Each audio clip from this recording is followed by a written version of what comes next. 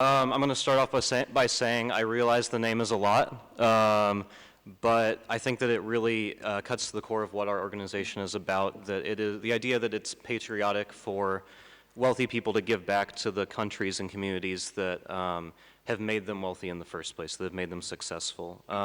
So like Sam said, it's a group of about 200 millionaires in America who are worried that we have too much money and too much power being concentrated in a smaller and smaller group of people.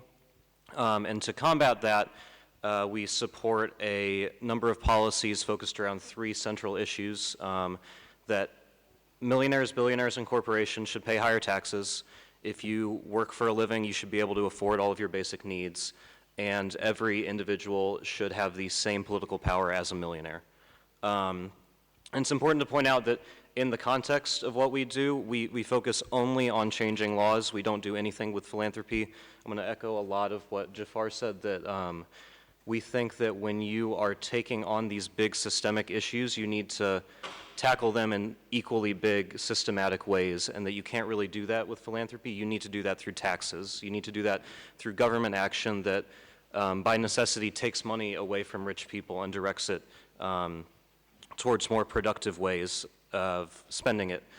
Because that's what a lot of the financing for what we've been talking about is going to have to come from, that everything that we're talking about is really expensive, and to pay for it we need to take money from rich people because they're the ones that have it.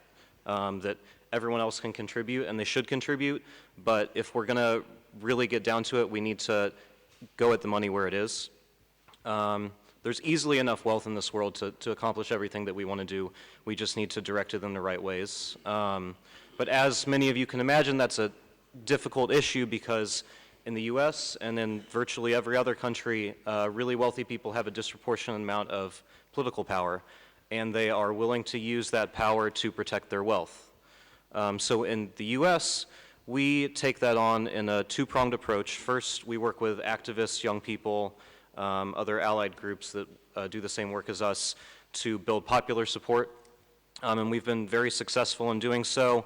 A large bipartisan majority of Americans believe that we should raise taxes on rich people, and if you know how polarized the American political system is, it should show that this is something that we can really get done if we can get both parties on board.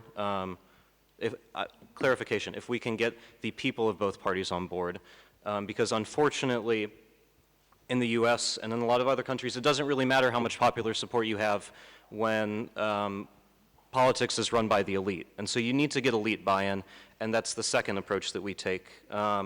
We focus a lot of our efforts on convincing lawmakers, on convincing business people, and especially wealthy political donors that it is in their own personal best interest to address inequality, that societies that have high inequality don't function well on any level, economic, political, or social, and that's bad for rich people too. It's not just bad for middle class and poor people. That we know, well, there's a lot of studies that economic growth is really hindered by inequality, and it makes sense that if you are living in extreme poverty, you're not buying that new iPhone. If you have a chronic disease and you can't get access to health care, you are not a productive worker. And it's callous to look at it in that way, but you have to think about the pressure points in the system, and we need to think about the people who are making these decisions.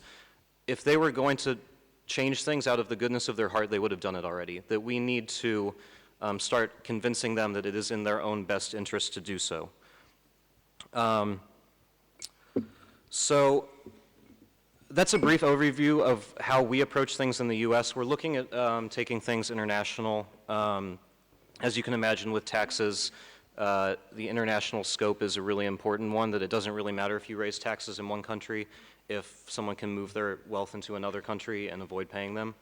That we want to address this on a global scale, so we don't just have everyone's wealth in the Cayman Islands or some other tax haven, and the problem has not been addressed.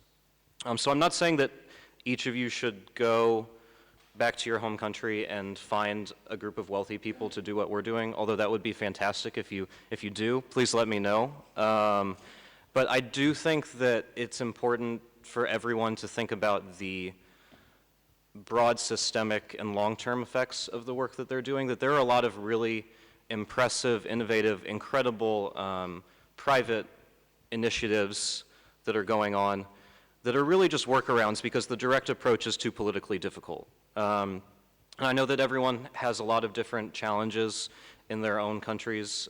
Every political situation is different, every tax code is different. But I do think that I would make the argument that in almost every country there is a lot of value to be had in directing a little bit more energy towards recreating or reshaping the political situation to make the more direct approach more feasible. It definitely will not have the immediate impacts that a lot of these other things are having, but in the end I think that it will have an exponentially greater impact in the long run. Thank you.